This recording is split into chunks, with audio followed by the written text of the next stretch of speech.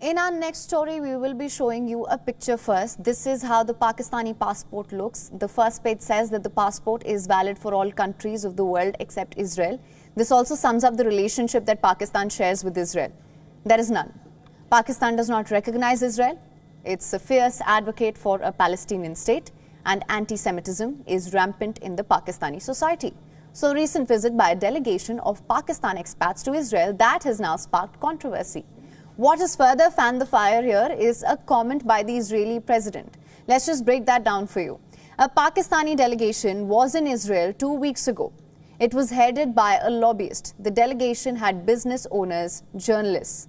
They had a meeting with the president of Israel, Isaac Herzog. The group is called Sharaka, or Partnership in Arabic. It was set up after the Abraham Accords were signed in 2020. This works to connect Israel with Muslim-majority nations. This is what they said about the Pakistani visit. The delegates spoke to the president about their efforts. I'm quoting here, by the way. The delegates spoke to the president about their efforts to develop relationship with Israel and build peace in the Middle East. The Israeli president, too, had something to say about this. At Davos, he was asked about Israel's changing ties with the Muslim world. He called it a great change, mentioning that he met a delegation of Pakistani expats from the United States. He further stated that the meeting was very welcome, adding that no Pakistani delegation had ever visited Israel before. These comments have now sparked fury in Pakistan. The first one to slam the visit was former Pakistan Prime Minister Imran Khan. He accused the government of being an American stooge. Khan said that the country and the current government was a security threat, even alleging that the Shehbaz Sharif government could recognize Israel. So the government obviously had to do some damage control here as well. They had two things to say. One, no delegation from the country ever went to Israel. Two, Pakistan's position on Palestine was clear and unambiguous. Instead, it accused Imran Khan of being a tool of chaos. So why is a visit by a Pakistani delegation causing so much uproar? There are a few reasons for this as well. Pakistan have called for an independent Palestinian state. Pakistan's leadership always been in support of Palestine. And even the country's citizens share that emotion. Islamabad has often tried to draw parallels between Palestine and Kashmir. So now if it recognizes Israel, it would be blatant hypocrisy.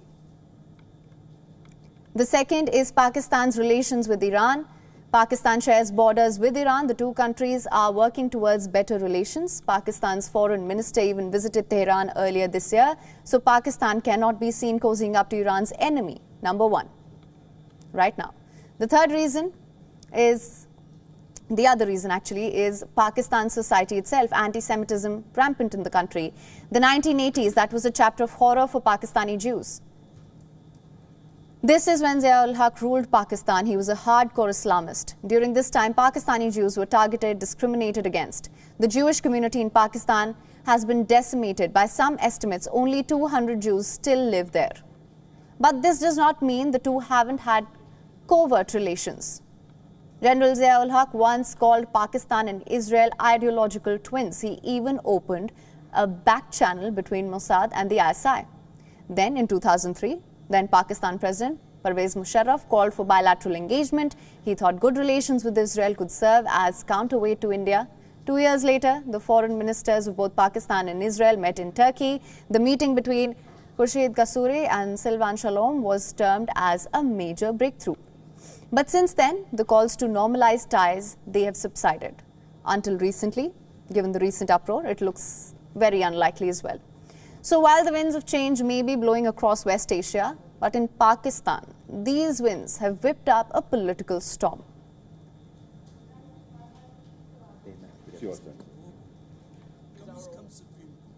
WION is now available in your country. Download the app now. Get all the news on the move.